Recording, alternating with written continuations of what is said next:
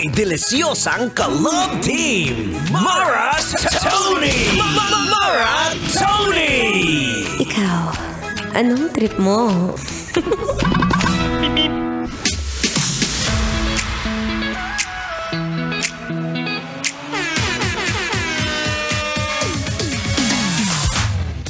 Kung minsan ang takbo ng buhay mo, pagdurusan ito'y walang hanggan. Ang hirap talaga pag may pinagdadaanan. Pero bakit ganon, ha? Bakit ganon yung mga naiisip kong kanta pang luma? Minsan yung mga iba ang iniisip nilang kanta, yung mga tipong pang kay Katy Perry, yung mga tipong unconditional, unconditionally, I will love you unconditionally.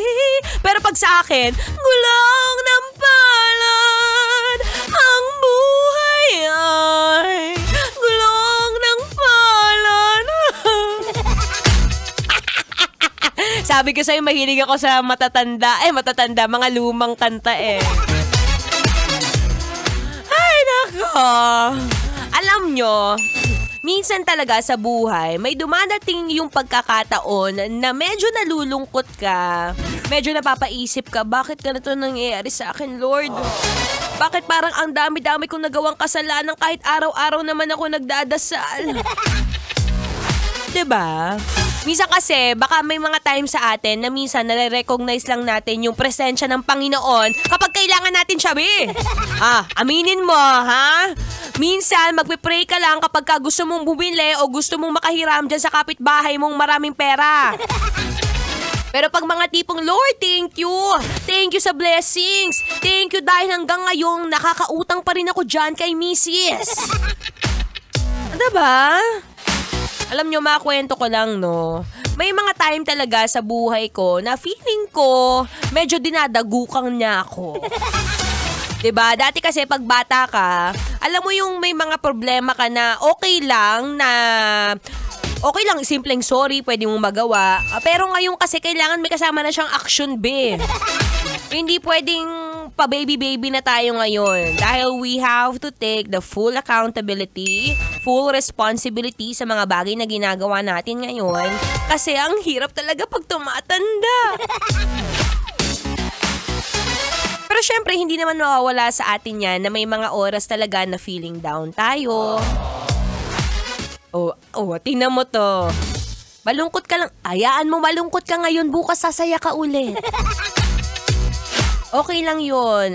You have to take time din na minsan may mga bagay talaga na okay, malungkot ka ngayon. Okay lang yan. Be, okay lang malungkot. Part ng buhay yan, be. Sabi ko nga sa'yo kanina, ang buhay ay parang gulong ng palad.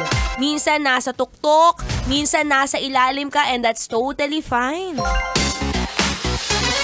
Pero syempre, hindi mo naman hayaan yung sarili mong lagi kang malugmok dyan, be. So, dapat it's time.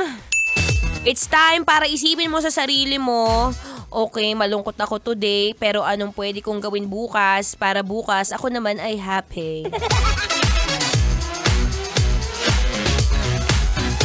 Alam mo, kung ako, bibigyan kita ng simpleng tip. Kailangan pa bang i-memorize yung basic? Tumakbo ka, be! Oo, tumakbo ka. Kasama mo yung mga aso mo. Kung wala kang jowa, wala kang partner, aso na lang kasama mo, at least yan, didilaan ka pa. Anyway, kung gusto mo lang maging happy today, tuloy-tuloy lang sa pakikinig sa inyong daldalerang atleta, DJ Mara Tony. Here's another song from Sam Concepcion entitled Diwata. Kailan pa bang i-memorize yan? Basic. Shawty, I've been feeling lonely. Metro's number one. Metro's number